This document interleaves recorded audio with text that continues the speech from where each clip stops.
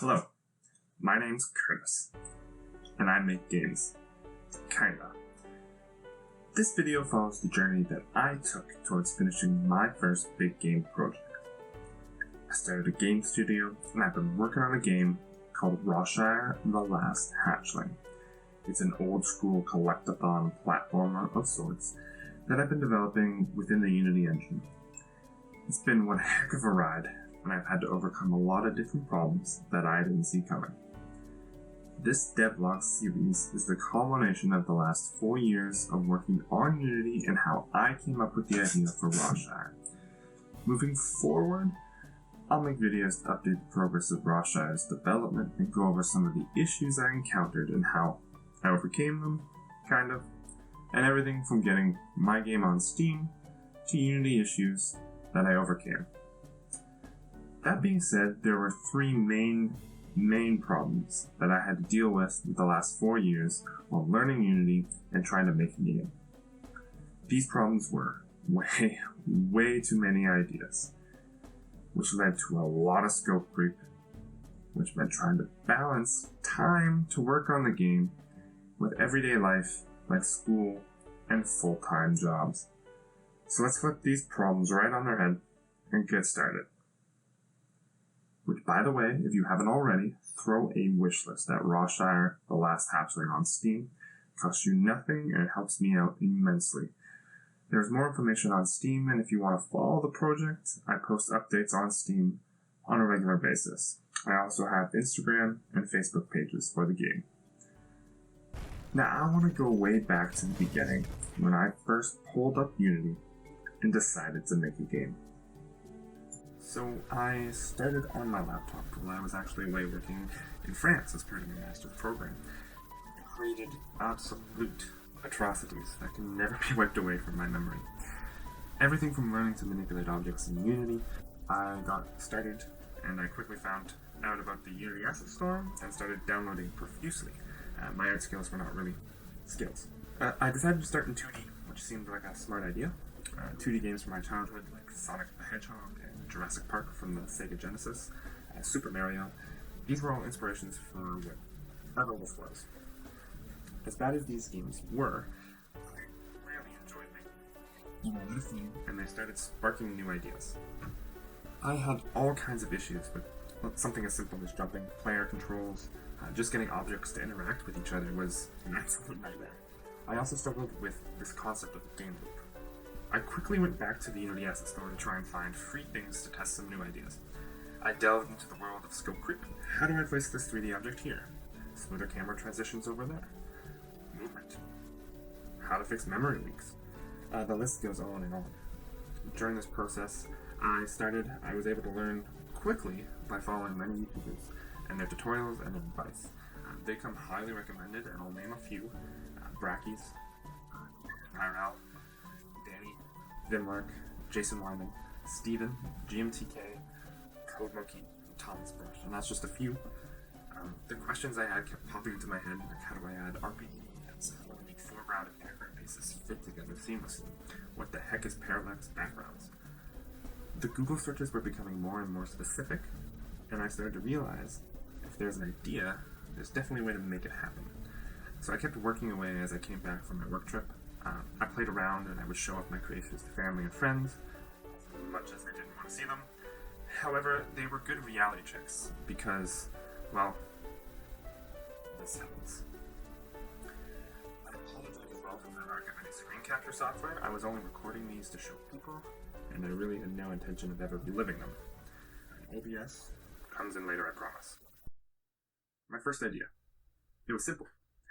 I had made this menu somehow out of what I had created before, and thought to myself, if I can make anything, why am I not making dragons? I got to work brainstorming ideas, and I found that doing this part by myself was a really, really bad idea. I ended up with way too big a scope. There was just way too much going on. But because I was by myself, I powered through. I thought, I know it's a lot of work, but it'll be a good learning process. So I made a world map for my fictional world, and all it did was highlight the work that I was going to have to do. On this map, I had outlined a few dozen cities, a couple towns, large vast biomes that needed intricate environmental objects and stuff to bring them alive. I immediately stepped into Blender. Optimistic as a pure noob, stepping into Blender, I made bridges, rocks, floors, castle pieces, barrels, buildings, more archways, staircases, towers, cloths, banners, more modular pieces, more houses, and then I got the people. And when I was done all that, I decided there was no need to test these objects. They were perfect in every way, shape, and form, and it was time to move on to more dynamic characters. That's when I got a little off track. Hopped in, I found a tutorial on making a T-Rex, and I like dinosaurs. A lot. Huge Jurassic Park fan. So if I'm going to make more than just dragons and people, why not dinosaurs? I was getting stuck into this why not trap, with no real structure or boundary keeping me in line. I had no real solid plan, just a whirlwind of a bunch of ideas, which without any focus was making me very, very unpredictable. It was essentially setting me up for failure. My second idea built off of the last one, however with a reduced scope, but I'm talking relatively speaking, so definitely not reduced enough. It is cringe, but I felt like I had to show it. I had stepped into some more productive work schedules, and I had some clear goals, so here it is. It was called Hunting Evolve, and I won't get too much into it because one day, maybe a long time from now, I might actually go and try to make it. But basically, you hunted things in an ever-changing world, and these things were dinosaurs and mythical creatures. And this idea was heavily inspired by the Primal Prey game that I played on my PC growing up. I created an amazing logo in PowerPoint, and a long, I'm talking long video explaining my progress. How I created the camera controller, how I had the camera working with culling and auto zoom, creating a testing zone, and of course, my 3D assets.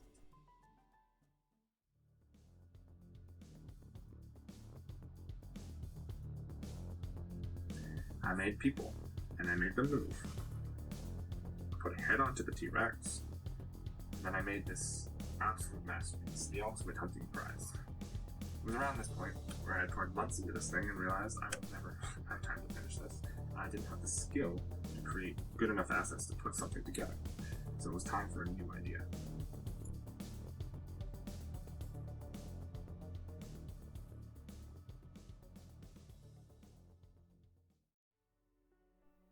With my third idea, I went back to the dragon idea. I looked at some old concept art that I created and started to piece together a more realistic approach to building an actual game, aka I went simpler. And this is where I made the first ever prototype for Rawshire The Last Hatchling. I put a bunch of pieces that I had learned together, I created collectibles, I had a nice little mini-map, a score system, and even a good and evil infamy system. And for the first time in like a year and a half, I actually had a game that kind of felt like a game.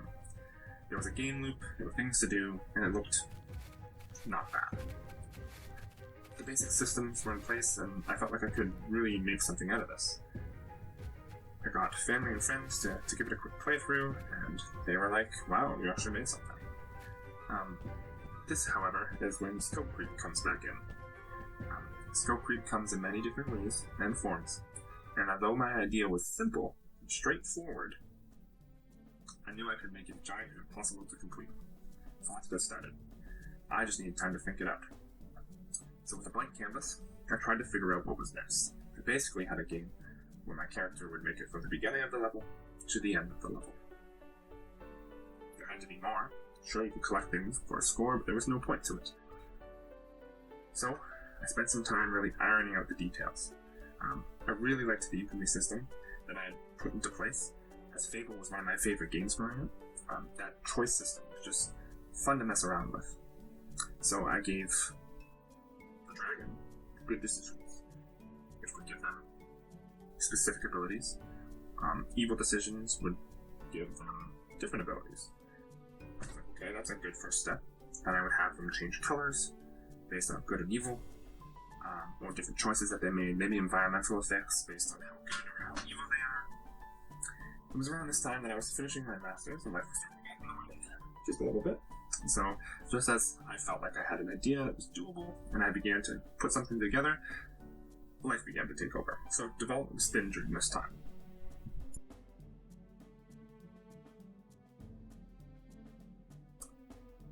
Now, just as I was coming out of this busy spell, I had another idea. My fourth idea was big in every sense of the word. Open world. No, God! No, God, please, no! No! No! No!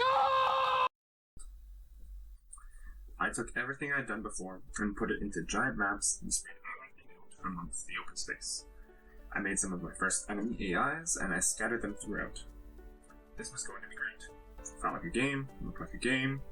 Thank you, post-processing. I had nothing to fear. That's when I realized it wasn't fun. No matter what I added, I couldn't make the game more fun. And I boiled it down to there was just too much space. Any sort of fun moments that I had, I put space in between them so that you get bored before you get there. Basically became a walking and flying simulator. So, back to the drawing board. So, without panic, I came up with another new idea. How do you fix a problem with lots of space? I put something big in it. And that's when I came to the conclusion that I would add boss fights. I quickly put some AI logic together, and thanks to Malvare's animation's amazing assets, I threw it into the game. That was how I planned to fix this. This led to my sixth idea, after I realized that wasn't going to fix the problems I had. What makes boss battles more fun? Being able to upgrade your character and do epic things. So let's add RPG elements to the mix. In a smaller, more combined open world, I started adding RPG elements to the game. The world didn't feel as big, and the character felt more like something you could control, and passively changing with your choices, but then actively changing based on your gameplay style and the choices that you make. Some puzzles gave you some goals to complete to unlock other sections of the world. And even after all of this, it felt better, but it still felt too spread out. I couldn't fill in those gaps and make the game fun. It was as fun as it could be in that first prototype. Why didn't I go back? Sometimes I feel like everyone I work with is an idiot. You could easily get bored going from one objective to another. Things were still spaced out way too far, and the player didn't have enough to do in between. On top of that, rough menus made the game feel clunky and not smooth. The feel just wasn't there. So naturally, I believed it was time to make a trailer for the world to see. This trailer taught me a lot, and it was actually why I put together the lore and story side of Rawshire. I now had this overarching history that was developed and planned out for the game, and that really shaped it into what it is today. The trailer, however, was way too long. I think a minute is the perfect length, but I tripled it. A story and a plan, I had a clear vision of the game. And I learned a lot about what I had completed, and decided to start again. Now, I've included the entire trailer, but feel free to move ahead because when I say long, it's just quite long. Yeah, so enjoy.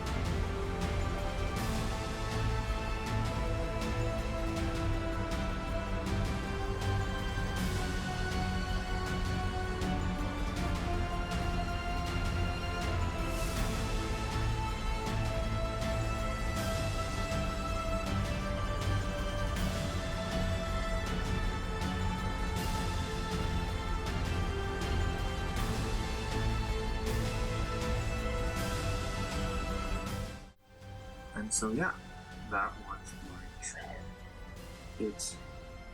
I learned a lot by creating it, but I wouldn't say that this is the trailer for the game. I pieced together something from this for Steam, but the game itself has evolved so much from when I made this that it doesn't truly show what Rawshire is.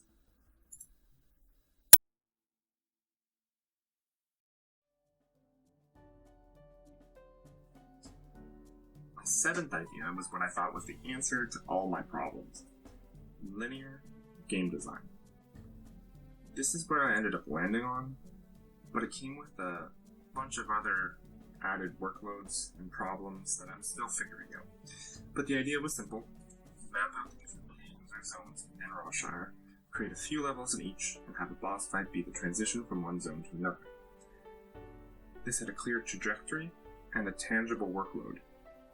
It was also around this time that I decided to switch from legacy rendering pipelines in Unity to the HDR pipeline, and then I decided the UDR pipeline, and then after seeing this color way too much and realizing it was not worth the change, I ended up back to the legacy pipeline within Unity.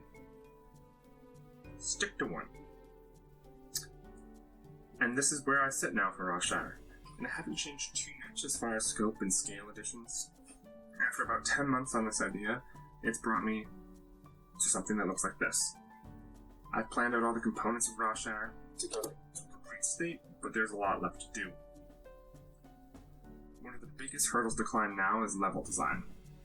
As I had said before, going to a linear game design meant that there was a lot more levels to create, a lot more individual problems to encounter. The most challenging part is to keep the plan contained throughout, so upping the difficulty, not too much, while making new challenges, new puzzles, and new enemies, and new levels. Creating level takes time and a lot of playtesting. There are always bugs and issues to deal with as well. Each one has to be worked through and vetted. But due to the linearity of the game and the multiple levels, there are a lot of bugs that are only persistent once, which means debugging also scales with the number of levels. So now I had all of these issues and problems that were very hard to find. Usually not too hard to solve, but finding them on my own was not difficult. So my next big plan was to put together a team of testers. So I rounded up friends and family, and once I launched Rawshire on Steam, I got a group of them to act as my alpha testers. This ended up being very advantageous, because it helped me find and pinpoint some of these more troublesome and hard to find problems or bugs. The more testing I had, the better my product was at the end. If I could go through this process again, I would head towards a more procedural generated method. Rawshire could be more like a roguelike level crawler.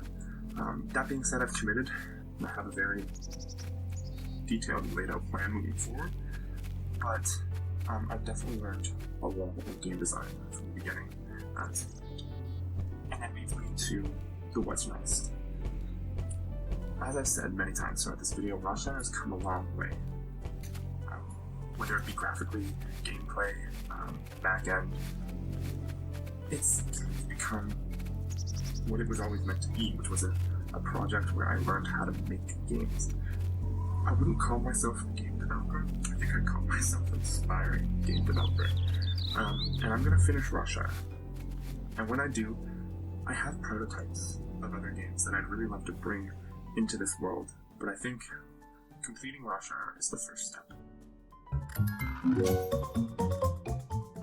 Thanks for watching. Until next time.